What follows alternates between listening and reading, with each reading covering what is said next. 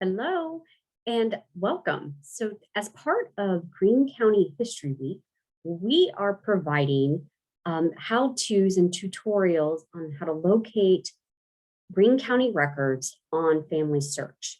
So today we are going to learn how to locate marriage records. So I'm going to share my screen with you now, and we're going to walk through the process.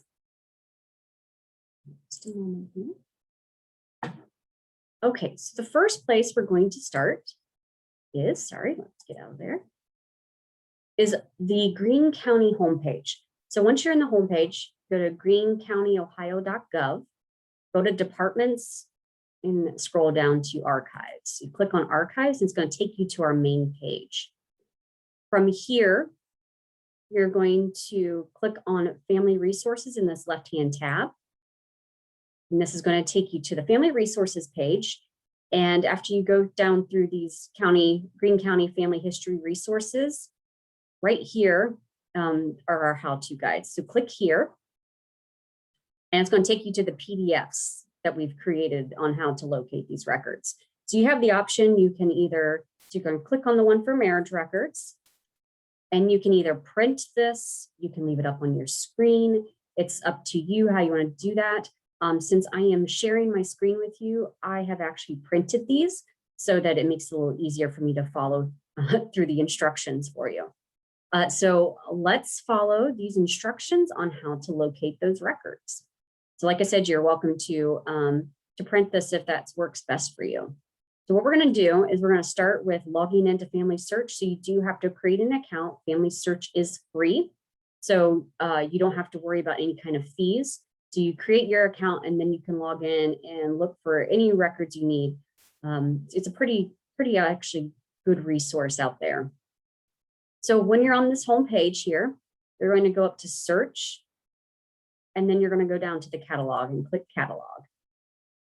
And we're going to actually search by place. So through all these tutorials, where we're actually going to go is the Greene County catalog.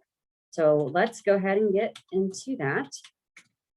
And you're going to click or type in United States, Ohio, Greene. And then click search. That's going to take you to the catalog. And this is everything that's been indexed. So keep that in mind. This is only things that have been indexed. Not everything has been, unfortunately. It's kind of a process for them. So it takes a little bit of time. So we're going to actually you'll scroll down to the bottom here and go to vital records. And it says 15 next to it. And click on it, and it's going to expand the screen or expand the list. And we're going to actually start with, you can see there's all kinds of different stuff in here. So we're going to start with the marriage records, 1803 to 1968. So that's with the start date. So they have our earliest marriage records in here. So we're going to so the ones you're going to use is the 1806 to 1968. And then the other one you can use is 1928 through 2013. Okay, so let's start though with marriage records 1803 through 1968. So once you're here, it takes you to the search results. Now, these are volumes A through 31, and you have the years listed next to it as well. But something that's really nice about these records is you'll see here, there is an option to search the index for that one. So you don't actually have to go to the front of the book and search through the images. You can actually use this magnifying glass. So you click this. It's going to actually take you to the names that are indexed, and you can actually view the record. So you have it, like, let's just look at this Aaron. So if you right click, it's going to give you the details. Being a little bit slow, so let's just give it a second. So the image isn't always available, but it gives you the information. So let's just see if it'll actually open it for us. Browse the film. So it may actually just take you to the film viewer. It does. But at least you know it's there without having to search through the volumes. So you can look here and you can see who the spouses are. Some are connected, I think, to the actual records, but not all of them. If there's a camera on either side, it's a camera icon, it will take you to that record. Okay, so that's just one way to kind of at least search to see if the record is there. If it's not, so what we're going to do is we're going to go back. I went through this a few times. Give me a moment here to get back.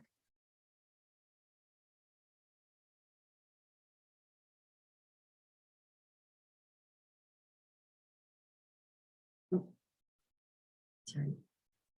Let's see. Keeps moving on me. Give me just a moment here.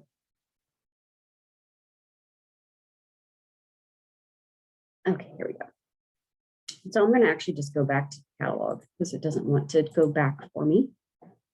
So, sometimes the back button doesn't always work the way you want it to. So that's just something to be mindful of as you're working through these. So we'll go back down here to the vital records, and then we'll go back to this one. So like I said, this is an option if you're just the magnifying glass is an option just if you want to see they are not actually connected to the actual record, but it does give you the information. So you may find out a little bit about it. But so what you're going to do is you're going to click on the camera icon, which is going to take you to all of the images. So you'll see here, we click into this, the index is in the front. So if you don't know, or you can look for the last name. So all the A's are grouped together. They're not in alphabetical order per se, automatically alphabetical order, but they're all there. So you'll be able to at least find them that way. So you can run through the names and you'll see that it is broken up by males and females on a lot of these. So if I were to go to like the next page, let's see. These are all males, and then here you have females. So if you know one of the names, then you can search that way. So let's say you find the one you're looking for. So this is, remember, we're in that volume 1A, in I think A. So remember, you're in multiple volumes at one time. So it's important to remember so you don't actually go to the wrong volume and wonder why you didn't find the record. So I've done that before. So just something else to be mindful of when you're going through these. So let's start with Polly Anderson, page 27. So obviously there's going to be several pages of index here. So a lot of times I'll go back to the actual grid because then you can kind of see where the index ends. And then you can kind of go down here and click on one and pull it up and see where you are. Some of these you can't see the page numbers very well, but they're old and they kind of get cut off. I'm obviously way too far. So you can actually use this image number because the page number and the image number don't correlate. So although it says it's page 27, it could be image number 50. And I went way too far back. So let's see. So you can change this up here. And just scroll through that way. So we're on 12, so we could probably do 80. So we're at, looks like 37, maybe 29. Okay, so, and this is 27.